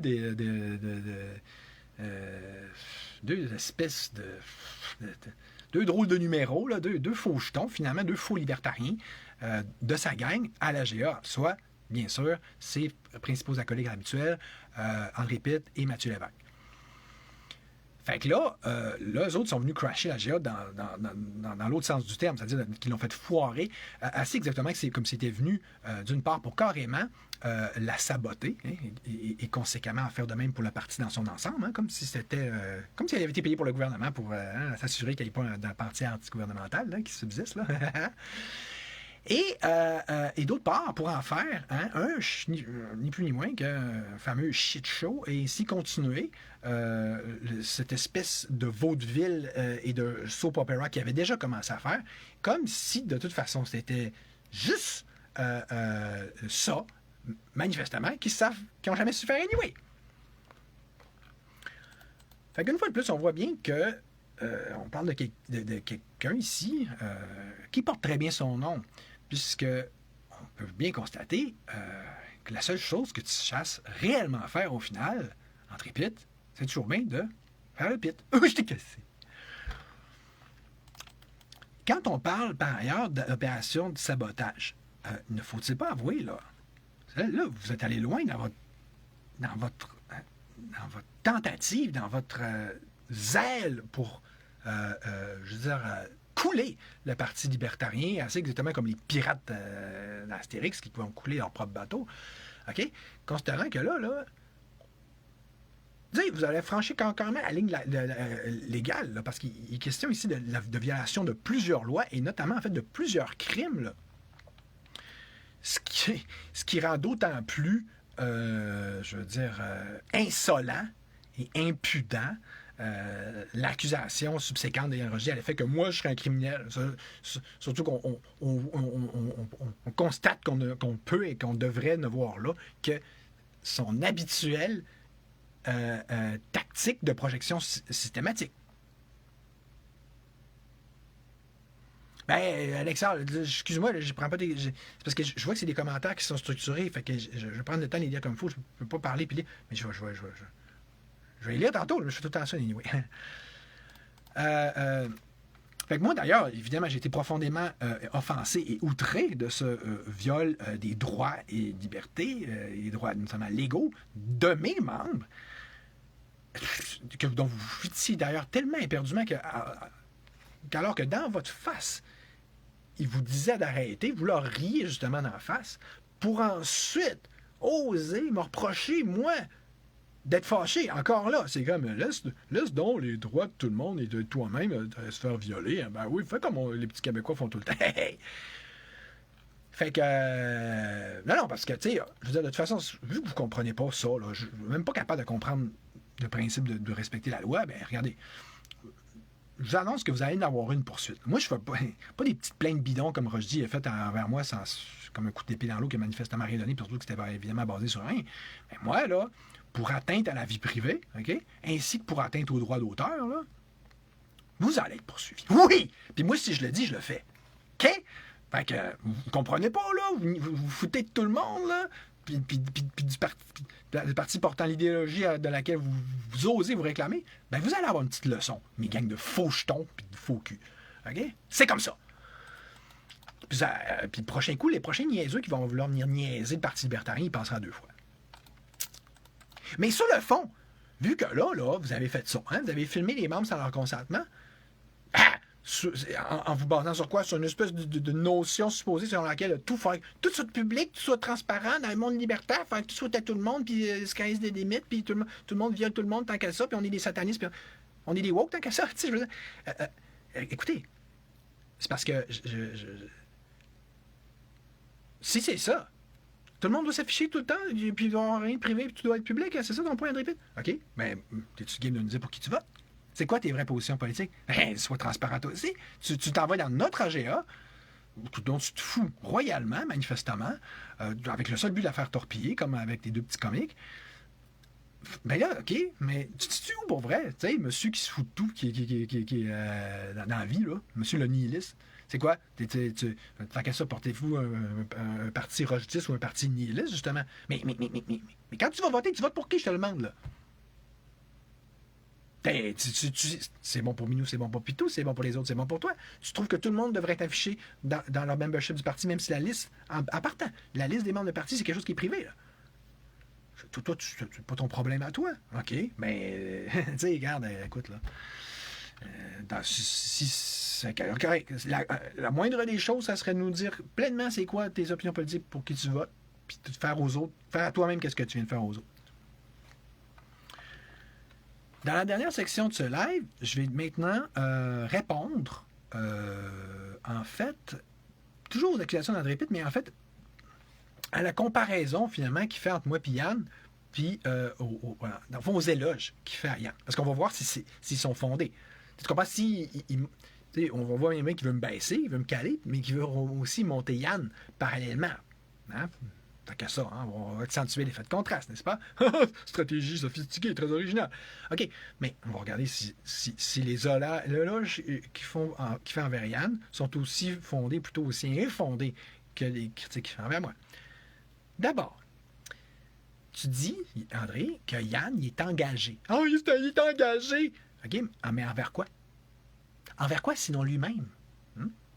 Surtout que si on prend un terme comme celui du rochdisme, ça serait dur de trouver plus éloquent dans le genre. Tu sais, le gars, c'est comme si c'est écrit imbu de lui-même sur lui-même. Tu comprends?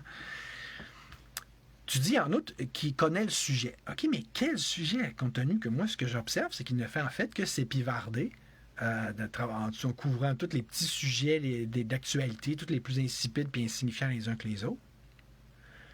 En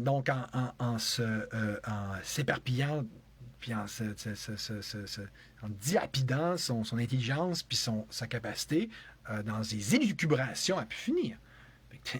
De quel sujet tu parles? Quel sujet qu'il faudrait qu'il maîtrise? La géopolitique internationale? Ah oui, c'est ça qui est le plus important dans le moment. Mais oui, c'est sûr, hein? Le feu n'est pas pogné en baraque. Le feu est pogné en baraque, mais on va se demander ce qui se passe au Liban, Iran. Hey, lâchez l'islam puis les musulmans, gang d'islamophiles, OK? Ça serait déjà une bonne chose de faite, là.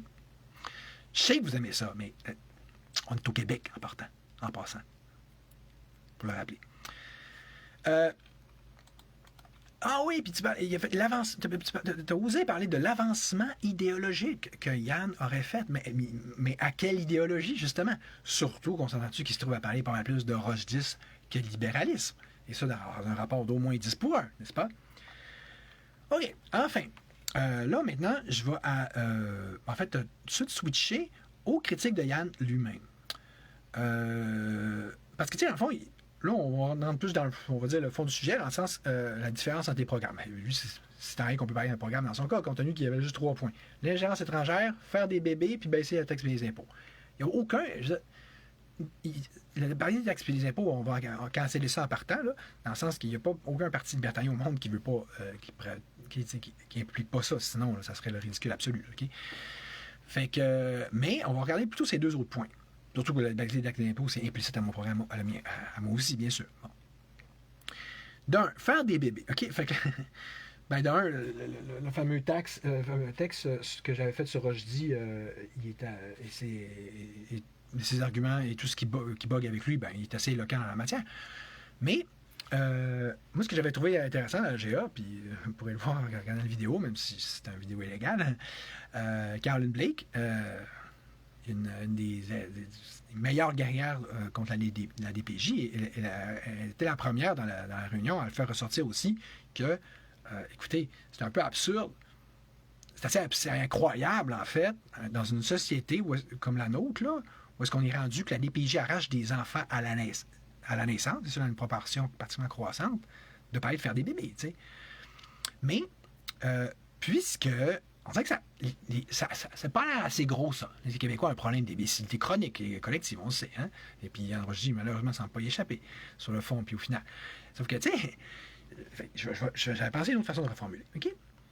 Quand tu catches, Yann et tout le monde, là, que la DPJ, c'est l'autorité ultime chapeautant tout ce qui a rapport à l'enfance et qui est d'ailleurs indépendante complètement du système judiciaire, comme ne devrait pas mieux pu me démontrer dans mon cas à moi. J'étais censé avoir une expertise psychosociale, j'étais censé avoir une contestation de la garde de la mère. Dès que la DPJ s'en est mêlée, ça a tout floché. Puis la juge de la Cour supérieure me dit on peut rien faire quand la DPJ s'en mêle. Tribunal d'exception, mais qui se superpose à tout le monde. Fait que, enfin, oubliez ça, la justice en matière d'enfance. C'est la DPJ, point. Fait que, la DPJ qui est une branche de l'État. Qui est un bras de l'État. Fait que là, si vous n'aviez pas compris que nos enfants... C'est pas une joke, c'est pas une façon de parler, c'est pas une expression que nos enfants ne nous appartiennent plus. C'est pas juste à cause de la loi 15 qui donne encore plus de pouvoir à la DPJ. C'est que c'est ça. La DPJ, dans le fond, c'est un privilège de pouvoir... Ce n'est plus un droit, mais un privilège de garder ses enfants. Ils te sont laissés jusqu'à preuve du contraire, jusqu'à ce que quelqu'un zizbine. Genre, quelqu'un qui t'aime pas, il te fait 10 signalements, tu perds ton enfant. Que ce soit fondé ou pas. Si j'avais pas assez clair avec ce que j'ai dit à date, ben vous allez voir dans les prochains lives qu'on va faire avec Mélanie. C'est correct, ça? Fait que là, ça donne-tu le goût d'avoir des enfants, ça? C'est pas tes enfants. C'est comme on est des mères porteuses puis des pères porteurs. Là, on est des animaux. On est dans un zoo. Au même titre que quand tu arrives dans un contexte supervisé, ils te regardent. C'est comme justement, là, comme quand tu regardes des animaux se reproduire aux autres physiciens. Fait que là, c'est quoi le gag, là? On a déjà vu plus fort comme politique nataliste. On a déjà mieux pour donner le goût de se reproduire, justement. T'sais. On est instrumentalisé, on est utilisé. Nous, on se tape la job sale, puis du moment qu'on fait trop une bonne job, comme moi, ça t'est arrivé comme père, on t'enlève ton fils. Alors, on veut qu'il soit des éduqués, on veut, parce que, tu sais, on veut que ça soit des... je sais pas trop, hein? Peut-être que c'est ça. Ils veulent que les enfants soient scrap, hein? Peut-être que c'est plus facile après ça eux-mêmes les réchapper. Ils veulent la déconstruction de la société. Je sais pas. Mais ils veulent pas que les enfants soient bien élevés, ça je peux te le jurer. Là. Fait que là, c'est encore plus tannant. Non seulement t'es arrêté de les enlever, mais tu peux pas les élever comme tu peux, puis tu peux pas les élever bien. Hey! Fait que là, c'est-tu limité? C'est-tu borné de juste dire faites des bébés, faites des bébés? On n'est pas des animaux. On n'est pas des musulmans, puis des juifs, qu'eux autres, ils font ça, eux autres. Le taux de natalité des pays musulmans, puis mettons chez les Juifs fastidiques à Montréal, ça monte. Ah, eux autres, mais c'est encore là, c'est pas parce qu'ils le font qu'il faut le faire. Ça veut pas dire que c'est une bonne chose. Puis on n'est pas des musulmans, Yann, je te le rappelle. Hello! N'attends déplaise. Les plantes, ou pas encore. Puis ça, je sais que C'est plate, hein? En n'ayant plus de parti libertarien, tu n'as plus un moyen pour islamiser. S'assurer que les choses aillent dans le sens que tu veux, c'est-à-dire dans le sens islamophile. Mais c'est comme ça. Parce que je l'ai repris. Mais, mettons, mais, à tout le moins, on peut-tu s'entendre que c'est de se mettre, tu sais, de dire, faites des enfants indépendamment de la DPJ. C'est de se mettre, dans le fond, la tête dans le sable, c'est un moyen temps. Fait que, en plus, qu'on sait que des gens comme Mathieu Lévesque et Yann Rochdy qui ont osé murmurer et prononcer les mots fatidiques de dire si toi, Charles Vie, puis ta blonde Mélanie Saint-Germain, nouvelle représentante officielle du Parti libertarien, si vous avez perdu des enfants, c'est parce que vous le méritez. Donc, le DPJ fait quelque chose parce que c'est bon. Le DPJ ne se trompe pas, ben oui, ça fait quelque chose parce que c'est ce qu'a fait. Ça, c'est un raisonnement d'étatiste. Ça montre que vous raisonnez comme des étatistes, tout que des libertariens. À tout le moins, il faudrait vous désigner comme des espèces de négationnistes de la DPJ. Genre, tu sais, là, vous, là, c'est comme. C'est ça, vous êtes spécialisé dans l'art de vous fermer les yeux sur ce dossier qui est comme. Je veux dire, c'est. Si une affaire qui révèle non seulement l'inefficacité, mais la criminalité de l'État en soi, pas juste l'État québécois, du modèle étatique qui, naturellement, mène toujours plus vers le totalitarisme, oui, mais donc à révéler de plus en plus clairement sa nature même de système de crime organisé, ben c'est la DPJ. Vous irez voir d'ailleurs le pause que j'ai fait de réponse à André Leboeuf. Un autre faux jeton, un autre faux libertarien, un autre faux anti-État, un autre pro-État, puis c'est avec du monde de même que vous voulez vous en sortir. Hein? Bonne chance! On va rire des prochaines années. Alors, vous regardez vous complaire avec du monde comme ça qui vous font vous-même vous complaire dans votre chenoute. Pendant ce temps-là, les enfants, eux autres, non seulement ils souffrent, mais ils voient ça. Puis eux autres, ce que je dis là, ils comprennent de plus en plus. Prenons exemple la fille à ma blonde Mélanie, justement. OK, on parle ici, je ne dirai pas son nom, mais d'une belle jeune fille intelligente, dont je ne dirai pas le nom, mais qui ne veut pas d'enfant. Parce que, puis ils sont de plus en plus nombreux à penser comme ça, et qui invoquent, en ce sens-là, le principe que... Je regarde le commentaire de... On est tutané. On fait du speed. Ben là, j'ai même pas besoin de faire du speed pour être speedé. On est tutané, c'est plate, hein? Fait que... Donc, c'est ça. Fait que là, donc... je répète le prétexte de la fille de Mélanie pour ne pas avoir d'enfant, donc, qui est celui de ne pas mettre de kids au monde dans une société comme la nôtre. Vous remarquerez que c'est un argumentaire écologiste ou gauchiste aussi assez typique, mais qui est tout à fait fondé, à mon sens. Mais c'est ça. Mais surtout, je reprends les arguments de ma belle-fille, qui est celui... qui consiste à dire qu'elle a vu ce qui s'est passé avec les deux plus jeunes de Mélanie. Puis d'ailleurs, son plus grand, c'est le même principe aussi. Puis on entend-tu que tous les enfants qui ont vu, en fait les mineurs, plus ou moins écarts, plus ou moins vieux, qui ont vu ce genre de scénario-là se produire, ils n'ont pas besoin d'un dessin, ils n'ont pas besoin qu'on leur explique 1 million de fois. Ils voient, ils savent ce dont l'État est capable, tu comprends? Fait que vraiment, là, pas fort ton programme, Yann Rochdy. Je veux dire, on fait des bébés comme si ça n'était, là. On voit que tu n'as pas du tout compris c'est quoi l'État, pourquoi c'est pas bon, pourquoi ça marche pas, pourquoi il faut démanteler ça, puis pourquoi il faudrait donc être un libertarien, ou plus exactement un vrai libertarien, et donc vouloir un démantèlement aussi complexe possible de cette cochonnerie-là. L'ingérence étrangère. Dans une des vidéos que je vais vous mettre, on voit Yann essentiellement me reprocher, préalablement à la GA, que, et pour reprendre ses termes exacts, que, écoute, Charles Vie, non, comment il dit ça? Il disait, hey, Charles Vie, dans ta crise de plateforme, tu n'as rien sur l'ingérence étrangère ni la corruption. Je commencerai donc par te répondre, mon cher Yann, que la première façon de réellement lutter contre l'ingérence étrangère au Québec, c'est évidemment de complètement stopper l'immigration massive, en tout premier lieu, puis de réduire l'immigration en général jusqu'à son strict minimum absolu, sa plus simple application possible encore là, et enfin de lancer en fait le processus de grande remigration.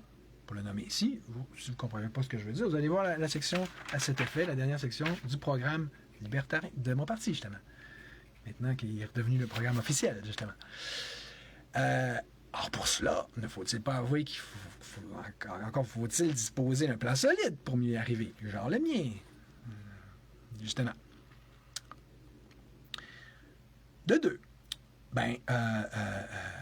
excuse, Rochdy, mais pour reprendre tes super termes, dans ta soi-disant plateforme à toi, de seulement 3 points, puis que tu as même eu la décence de mettre par écrit, comment ça se fait qu'il n'y a pas un esti de point pour réduire ou même éliminer la première et véritable forme d'ingérence étrangère, soit bien sûr l'immigration massive? Hein? Comment ça se fait? Ça pourrait-il donc que ça se trouve en fait à faire tout sauf te déranger réellement? Surtout que dans le présent contexte, ça revient d'abord et avant tout à faire rentrer un maximum de tes petits amis musulmans. Hein?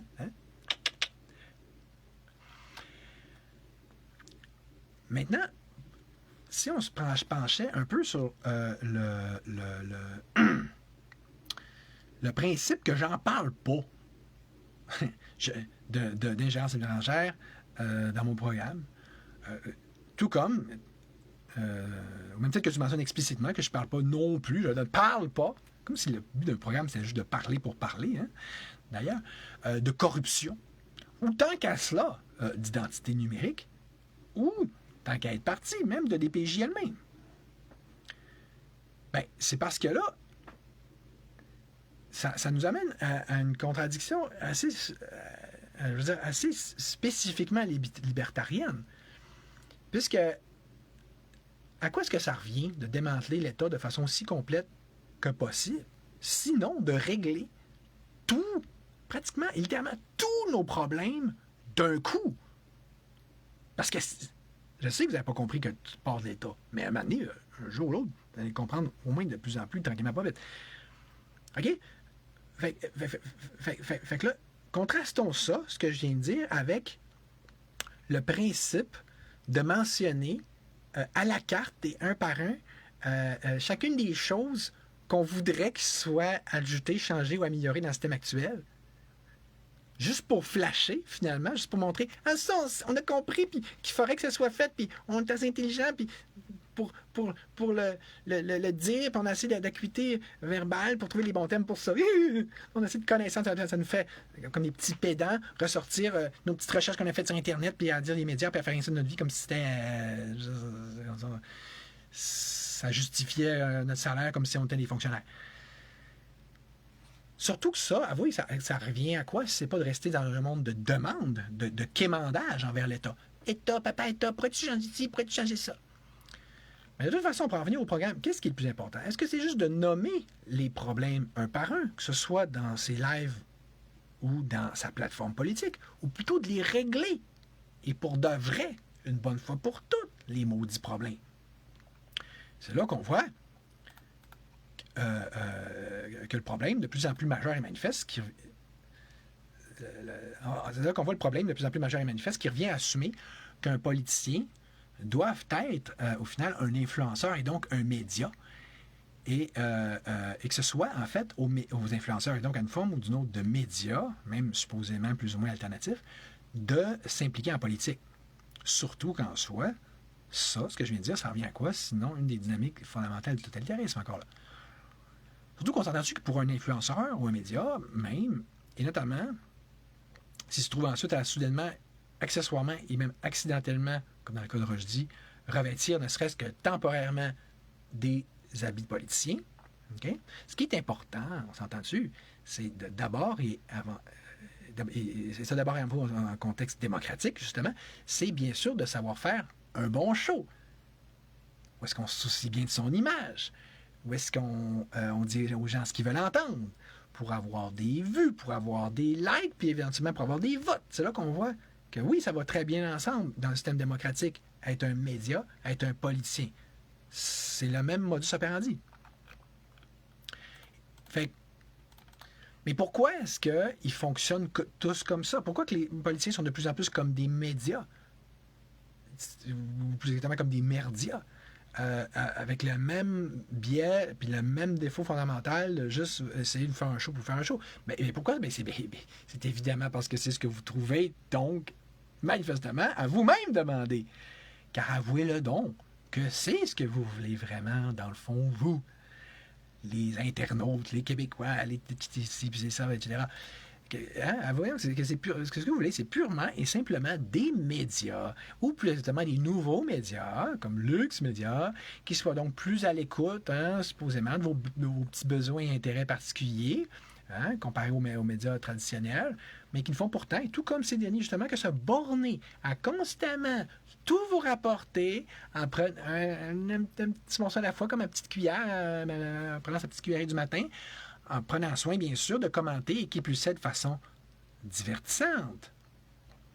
On le voit d'ailleurs avec le genre de commentaires que moi je reçois en tant que politicien, mais même en tant qu'influenceur, puis hey, t'as pas parlé de telle chose qui vient de se passer ou de telle nouvelle influenceuse. Je dis, ouais, mais on se comprend pas, là. Moi, je suis pas un moulin à parole, là. Ça paraît pas peut-être pas de même, mais je fais pas juste. Je suis pas là juste pour répéter. Je suis pas là pour jacasser. Je suis pas là pour remâcher, pour faire comme maman oiseau qui dit mange le grain, après ça leur vomit dans la bouche de ces petits oiselets. Voyons, c'est bien. Vous voulez qu'on fasse ça vers vous? C'est bien infantilisant. C'est auto-infantilisant. Parce que là, mais si je reprends ce que vous me dites, je crois donc en comprendre que, OK, s'il fallait que je passe mon temps à énumérer toutes les petites crosses que peut faire le gouvernement, surtout que ça y en a les finis, et bref, à justement, simplement faire comme tout le monde, quand je dis tout le monde, c'est pas juste les influenceurs, c'est les simples, je veux dire, guerriers virtuels, pour si tenter qui méritent un tel titre, là, les gus, les monsieur, madame, tout le monde sur Facebook qui publient, qui relaient des nouvelles. Fait que si je faisais juste ça, vous seriez content, dans le fond. Même que vous attendez, dans le fond, réellement à ce que ce soit ça que je fasse. Encore là, que je fais juste faire comme les autres. Fait que, dans le fond, là, vous n'en voulez pas de changement. Vous voulez un gars qui se coupe les cheveux, qui soit pas émotif, qui soit bien poli, bien rangé, puis qui fait juste rapporter des nouvelles comme un média. Mais c'est sérieux!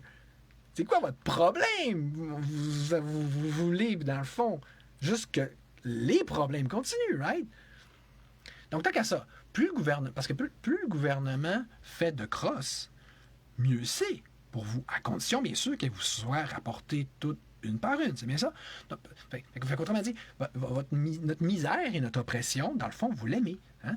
Vous n'êtes donc en définitive qu'un peuple de masochistes, encore là, qui serait plus précisément affecté du syndrome de Stockholm, ainsi que celui de la femme battue.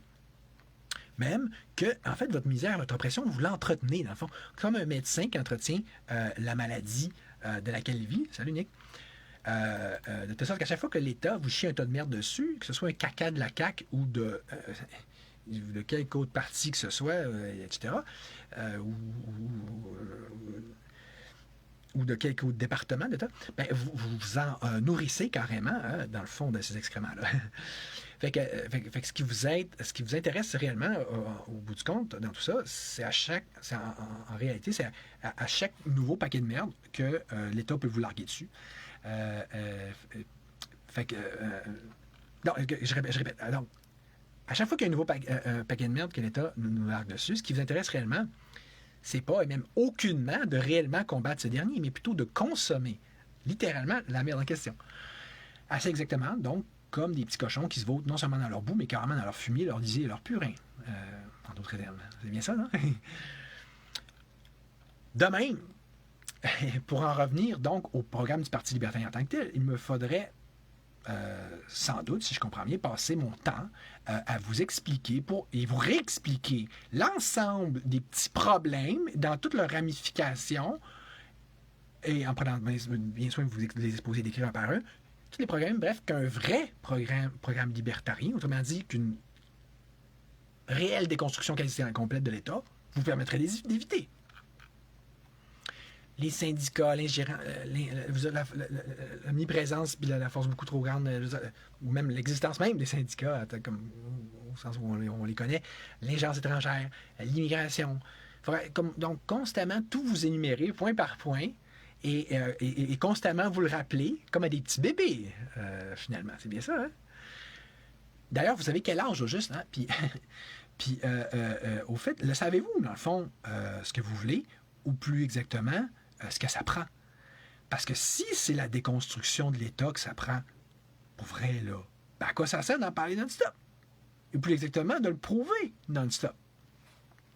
Puis si c'est pas ça, alors vous pensez que l'État, dans le fond, branchez-vous là, l'autre raisonnement, là, où t'es étatiste ou dis-le pas, vous pensez que l'État est à même de réellement régler quelque problème que ce soit, parmi tous ceux qu'il aura donc lui-même pu créer.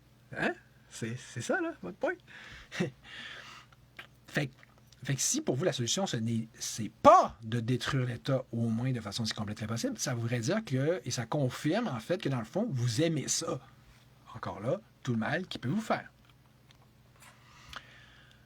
En guise de vraie conclusion, je vous dirais, qu'est-ce que ça montre l'expérience Yann Rochdy? Ben, ça montre, premièrement, que trouver un vrai libertarien, c'est très dur, un vrai anti-État. Là. Et qui plus est, qui est prêt à s'impliquer de façon politique, donc dans un parti politique, au niveau de la structure, tout encore des vrais libertariens, des vrais anarchistes, des vrais volontaristes, des vrais anti-États.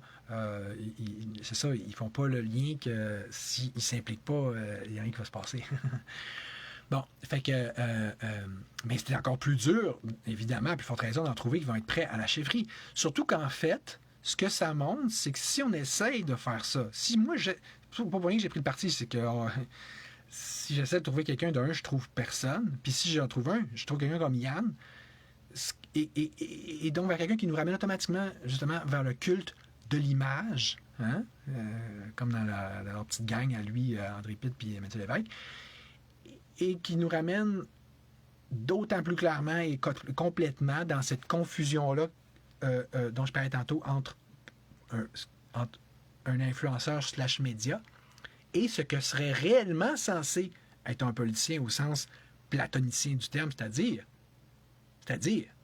un sage ou un philosophe ou quelqu'un, pour le dire autrement, qui est capable de faire preuve de vision, OK? Qui est capable de se soucier réellement du bien commun plutôt que son bien à lui, qui est juste pas foncièrement non corrompu et non corruptible, puis qui est capable de voir les dynamiques sociales et politiques réelles, fondamentales, économiques, qui sont en jeu, OK? Pour mieux trouver la vraie solution. Mais si la solution, c'est d'éradiquer l'État le plus directement, le plus concrètement, le plus rapidement possible, ben sa responsabilité à ce genre de vrais bons politiciens du monde de demain, là, c'est de vous le dire, un point c'est tout. Pas faire passer par quatre chemins, pas faire comme si de rien n'était, puis pas lui-même se divertir, puis divertir tout le monde à parler d'autre chose. Ce qui revient à imiter les politiciens étatistes et les médias étatistes et les influenceurs étatistes qui font qu'on s'embourbe toujours plus dans notre super lisier dont je vous parlais. Sur ce, j'ai hâte de voir vos commentaires.